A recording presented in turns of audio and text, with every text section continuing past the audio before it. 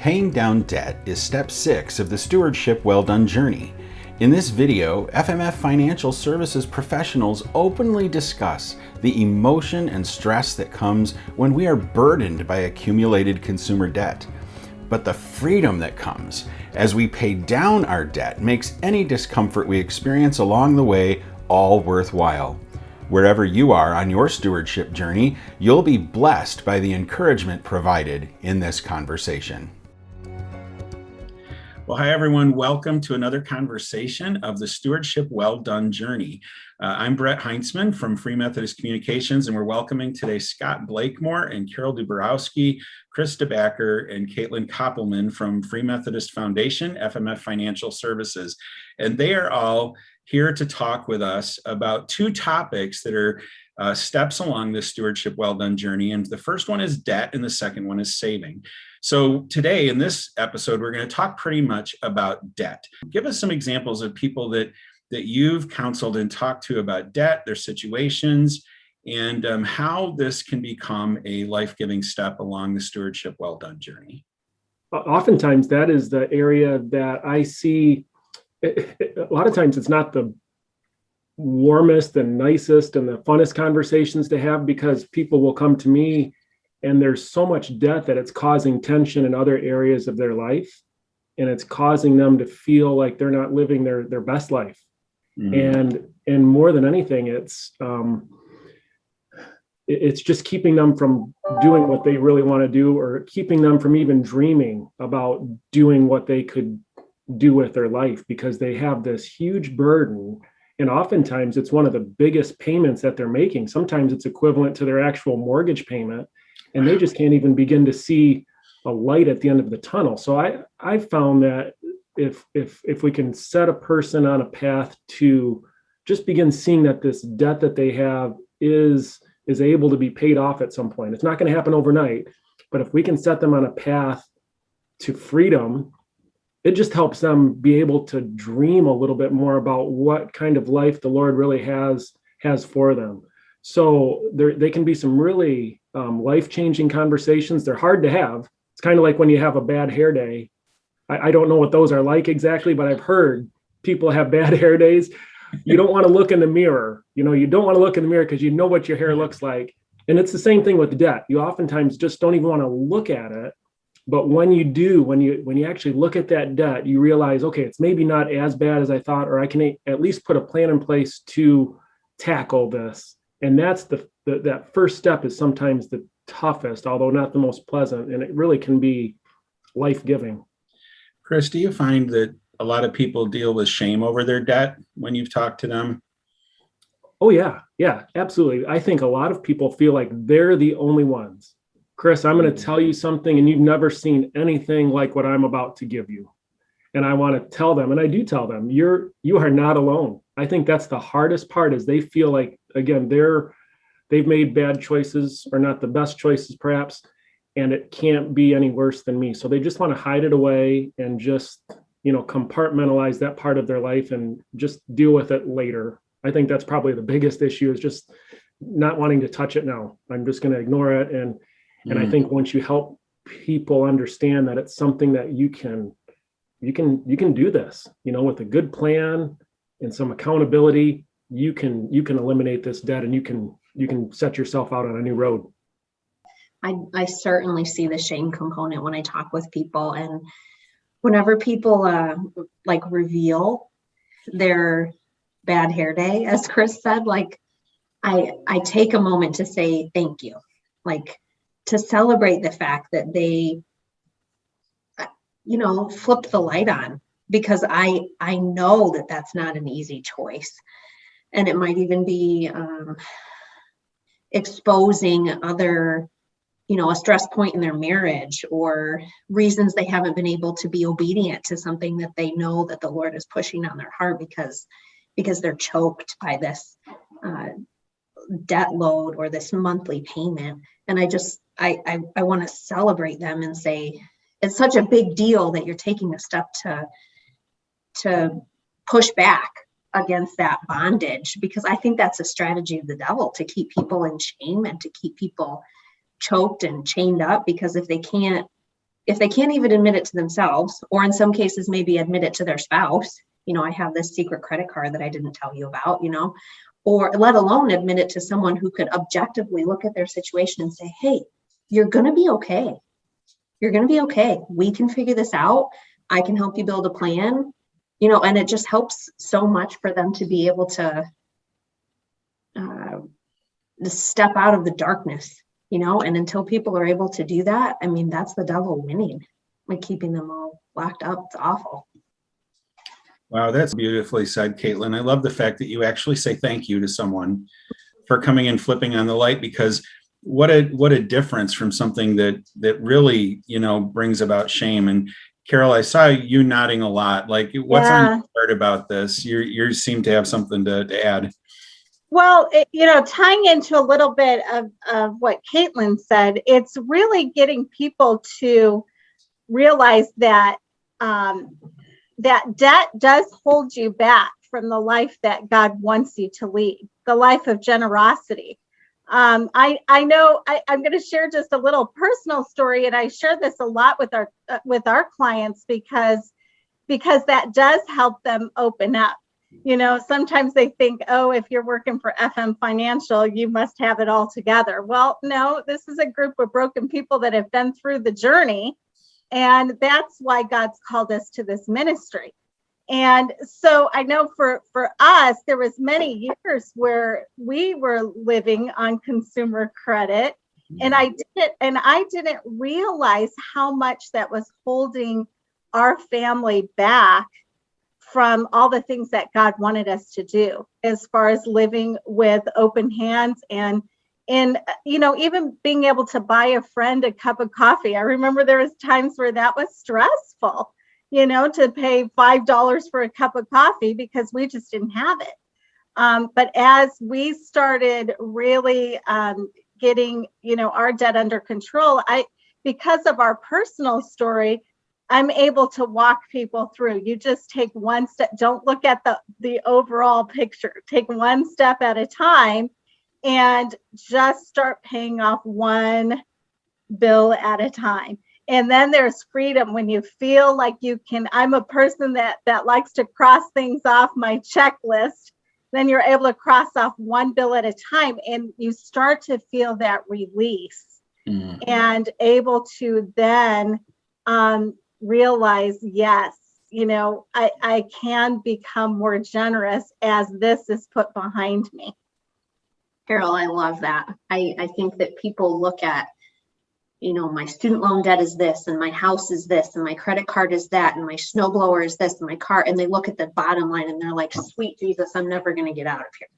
And it feels like I can't live a blessed, prosperous, generous life until that's all gone. And I feel like the other thing that I want to shout to people, not in an angry way, but in an enthusiastic way, is just start. Just start. You shut yourself down because you're looking at the bottom line. Just pick one line and make sure you're making a payment on it, and then increase your payment by $5 when you can, or as soon as you can. And I realize it feels like a drop in the bucket, but the Lord looks on that with pleasure, because that's you saying, I want to be free, and I want to be generous, and I want to be obedient. And I know the Lord's heart is freedom for me. So I'm going to pay this debt in faith that he's going to help me get out of this bondage. And he will. I've seen it in my own life. Carol, I'm sure you and Dave saw it. You felt that freedom when you could buy your friend your $5 cup of coffee and you didn't feel like, oh, Jesus, we're going to put gas in our car, because you had stepped up to your payments, made the payment that was obligated to you, and you were making little progress. It's not about, praise the Lord when you can cross off all that consumer debt. That's amazing, but honor the little baby steps along the way. I'm reminded of that scripture that says a borrower is slave to the lender. And you do really feel that oppression when you've got that kind of debt, even if it's, some people have a crushing debt load from student loans or consumer debt or mortgage that's too big for their income, or whatever the case might be. Or maybe it's just something very small. You still do feel that I guess oppression is that word. It's just something that you can't get out from under, no matter what you do. So yeah, I think when you can take those little steps towards eliminating that debt, it is so freeing right from the start. So I think what you said, Caitlin, is just absolutely spot on. Let me suggest a different flip side to this. We talked about the shame aspect that's tied to debt, but what about the denial aspect? Have you encountered people that kind of look at their credit and go, well, this isn't that bad. And yet you're looking at it and going, wow, this really is bad. And have you encountered that? And what would you say to the people out there that maybe are living in denial? They're taking out a new credit card to pay off an old credit card, and they're playing the financial jumble game. And what kind of things would you say regarding that? Well, I like to put all their debt in a spreadsheet that I use, that I just came across in an Excel program. And I show them what they're going to pay in interest over time if they aren't able to tackle their debt and get on a plan that will work. And generally speaking, when they see that amount of money, I mean, tens of thousands of dollars that they'll pay in interest, it usually is a motivating factor for them to get serious about it and to stop the merry-go-round of credit card debt, consumer debt that's causing problems. But you have to see the numbers, you have to see the math. And, it's not rocket science, but a lot of times we don't know how or where to enter those figures to figure out how much interest is this debt really going to cost us? And I just have to show people, and that usually gets their attention. Yeah. And I think sometimes too, that's a great attention grabber. Sometimes too, I think it's helping them dream a little and helping them see that, maybe the circle that they're running in, it's completely normal to have the latest and greatest whatever, and do whatever you can to have the latest and greatest thing. And even if, maybe I can afford the payment, and that's okay. And that's what everybody else is doing. But as Christians, we're called to a higher purpose. And I think it's helping them dream about what the Lord would have them do with their life, and help them see that they can do more. Your dollars can be a whole lot more impactful when you are called to this life of generosity and being able to help and provide for other people and their needs, and helping them see that they can do more than they even think is imaginable if they eliminate some of this stuff from their life. So I think it's just helping them see the bigger picture. If we go back to goals, how can you help people bridge, like dream again? Like they come in a conversation, they feel like they're swimming in debt. And Chris, you talked about this a little bit. How can we get them dreaming again and approach this through the lens of goals rather than a lens of shame or a lens of denial or this is a problem I have to get out of, but this actually becomes a vision on the horizon I can work toward? The role that we all play is partnering, and living in community. So it's giving them hope that we're going to walk alongside of them. I mean, Caitlin is my financial planner. I hit her with questions left and right. But it's mainly like I need her to hold my hand sometimes. And it's just having the comfort of knowing that it's confidential. You don't need to be this person to me. We're partnering together. This is a journey that we're going to do with you. Even like Scott said, even if it's a long journey, we're in it with you. So I know with some of my clients, it's providing that hope. And then checking up on them. I calendar it like, hey, how you doing? What progress have you made? Okay, that's okay that you went backwards, but let's get back on track. Carol, I love that point about hope. But before people will believe me that they can have hope or that they can dream again, I feel like I need to speak into their lives and like remind them, I understand that you feel shame about your debt, but that debt does not define you.